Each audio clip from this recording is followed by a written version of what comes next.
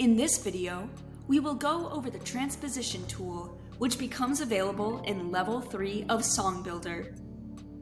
The Transposition Tool, located in the right-hand Tools menu, allows you to transpose one measure of your composition at a time.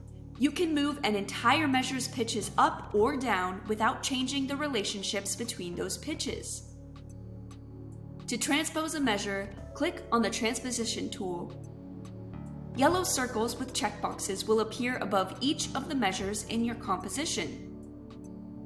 Select the measure you would like to transpose, then click the up arrow to transpose the notes up, or click the down arrow to transpose the notes down.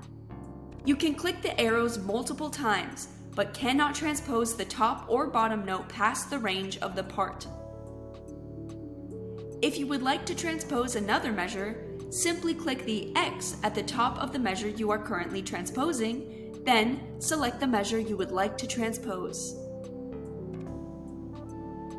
To stop using the Transposition Tool, click on the Transposition Tool in the right-hand toolbar.